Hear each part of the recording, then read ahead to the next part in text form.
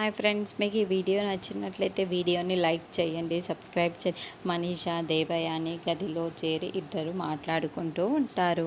ఈరోజు జాను జీవితాన్ని కుక్కలు చింపిన విస్తరాకులా మార్చేద్దాం అనుకున్నాను. అంతా కూడా చెడిపోయింది.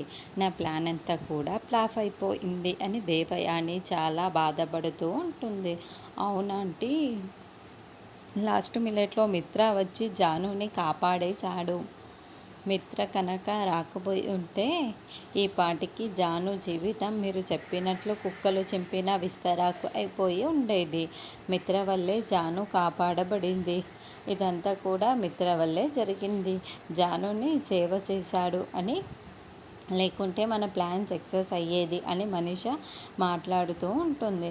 అప్పుడే ఉన్నట్లుండి డోరు వైపుకు చూడగానే అక్కడ మిత్ర నిల్చొని ఉంటాడు. ఏంటబ్బా, ఈ మనీష ఎందుకు అలా చూస్తుంది అని దేవయాని కూడా తిరిగి చూస్తూ ఉంటుంది. మిత్ర చాలా కోపంగా వీళ్ళిద్దరి వైపుకు చూస్తూ ఉంటాడు. ఏంటి, ఇప్పుడు మేము మాట్లాడుకుందంతా మొత్తం మిత్ర వినేశాడా? అందుకేనా ఇలా సీరియస్గా మా ఇద్దరిని వైపు చూస్తున్నాడు? అంటే మిత్రకానికి నిజం తెలిసిపోతే ఇక మా ఇద్దరి పరిస్థితులు ఏంటి అని దేవయాని మనీష ఇద్దరు కూడా మనసులో టెన్షన్ పడుతూ ఉంటారు. మిత్ర ఏమో చాలా కోపంగా వాళ్ళిద్దరి దగ్గర చాలా కోపంగా వస్తూ ఉంటాడు. మిత్ర ఈ మొత్తం విషయం విన్నాడా లేదా అన్నది నెక్స్ట్ ఎపిసోడ్లో చూద్దాము.